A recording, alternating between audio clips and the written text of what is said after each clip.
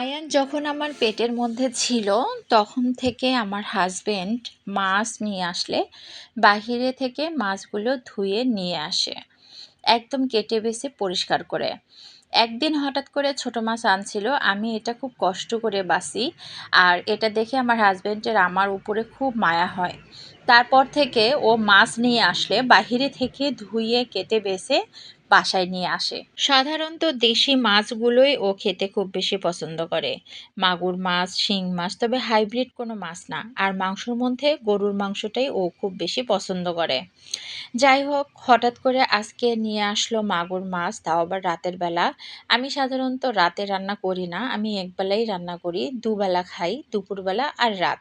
আর রান্নাটা আমি সকালবেলাই করি, যেহেতু আমাকে স্কুলে যেতে হয়, সব কিছু মেনটেন করতে হয়।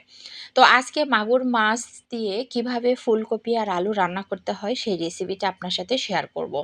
কথাগুলো শুনতে শুনতে আপনারা অবশ্যই দেখতে পাচ্ছেন আমি আগে মাছগুলো ভালোভাবে ধুয়ে নিয়ে তারপর কড়াইয়ে তেল গরম করে নিয়ে মরিচ পেঁয়াজ দিয়ে হালকা একটু ভাজার পরে এখানে আদা বাটা, রসুন বাটা, লবণ দিয়ে হালকা একটু নেড়ে দিব, কারণ নিচে যেন না লেগে যায়। এরপরে পরিমাণ মতো হলুদ দিব। আমরা তরকারিতে ঝালটা খুব বেশি খাওয়া হয়। ঝালটা না হলে আর কি মাছ হোক আর মাংস হোক অত বেশি ভালো লাগে না। তো আমি মরিচের গুঁড়া দিয়ে দিলাম, সেই সঙ্গে দিয়ে দিলাম ভাজা জিরা গুঁড়া এবং ভাজা ধনিয়া গুঁড়া।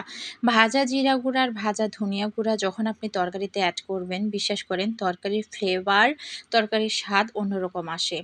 এরপর আমি এখানে গরম পানি অ্যাড করে দিলাম, যাতে মশলাটা খুব সুন্দরভাবে সিদ্ধ হয়ে যায়। আমি ঢাকনা দিয়ে দিলাম, বেশ কিছুক্ষণ রান্না করব এই মশলাটা যাতে সুন্দরভাবে গলে যায় এবং মশলার যাতে যে একটা কাঁচা ফ্লেভার, সেই কাঁচা ফ্লেভারটা না থাকে। তো এরপরে ধুয়ে রাখা মাছগুলো আমি দিয়ে এখানে সুন্দরভাবে কষাবো। এখানে বলে রাখি, মশলার সঙ্গে কাঁচা মাছ দিয়ে মশলাটা এবং মাছ দুটাই একসঙ্গে ভালোভাবে কষিয়ে নেবেন, তাহলে আপনার মাছটা ভেঙে যাওয়ার কোনোই চান্স থাকবে না। আর আপনি আগেই যদি এখানে পানি দিয়ে দেন, তারপরে যদি কষানো শুরু করেন, তাহলে কিন্তু মাছটা ভেঙে যাবে, তখন আর দেখতেও ভালো লাগবে না, তখন মাছের কালারটা ঘোলাটে আসবে। তো আমি এভাবে কষাতে একটুও পানি দিব না, মাছের যে একটা নিজস্ব পানি আছে সেই পানিটাই বের হবে। তো আমি এভাবে দিয়ে একটু ঢাকনাটা দিয়ে হালকা, যাতে মাছের ভিতরে সব মশলাগুলো ঢুকে, লবণ ঢুকে, যার কারণে ঢাকনাটা দিয়ে দিছিলাম। তো এই পর্যায়ে আমি অল্প একটু পানি দিব, আর পানিটা অবশ্যই গরম পানি দিতে হবে, কোনো রকমের ঠান্ডা পানি দিবেন না। হয়তোবা আপনারা জানেন তরকারির মধ্যে গরম পানি দিলে কিন্তু তরকারির স্বাদেই হয় অন্যরকম। আর সবসময় গরম পানিটা দেওয়ার চেষ্টা করবেন।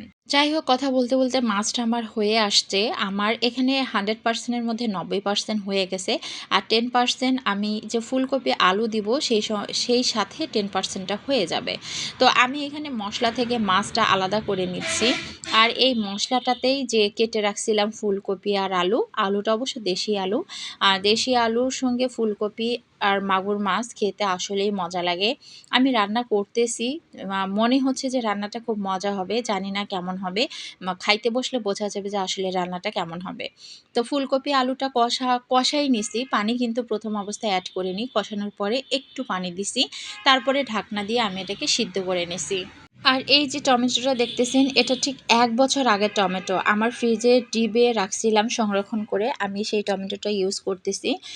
এই বছরে নতুন টমেটো এখনও আমার বাসায় আসেনি, কেন আসেনি আমি জানি না। যাই হোক, আমি এই পর্যায়ে এবার চেক করে নিব আলু আর ফুলকপি সিদ্ধ হয়েছে কিনা। তো আলুটা ভালোভাবে সিদ্ধ হয়ে গেছে, ফুলকপি হালকা একটু আছে। তো যখন আমি এখানে ঝোল দিয়ে দিব, ফুলকপিটাও সিদ্ধ হয়ে যাবে। এই পর্যায়ে আমি মাছটা এখানে অ্যাড করে দিলাম, দিয়ে আস্ত হাতে মিক্সড করে নিলাম। মিক্সড করার পরই আর কোনো বেশি নাড়াচাড়া করব না, কারণ ভেঙে যাওয়ার একটা চান্স থাকবে। তো এরপরে আমি ধুয়ে রাখা ধনিয়া পাতাগুলো অ্যাড করব। অ্যাড করার পরই হালকা একটু সিদ্ধ হয়ে গেলে একটু উলটপালট করে দিব। তারপরে এখানে গরম পানি দিয়ে ঝোল, আমি যদি এটা ঝোল ঝোল করব তাই একটু বেশি পরিমাণের পানিটা দিব। আর ফুলকপিটা 1% বাকি আছে সিদ্ধ হওয়ার, এটা ঝোলের সঙ্গে সিদ্ধ হয়ে যাবে। তরকারিটা আমার একেবারেই শেষের দিকে, লাস্ট পর্যায়ে এসে এখানে আমি ভাজা জিরা গুঁড়া অ্যাড করে দিলাম। ভাজা জিরা গুঁড়ার ফ্লেভারটাই আলাদা।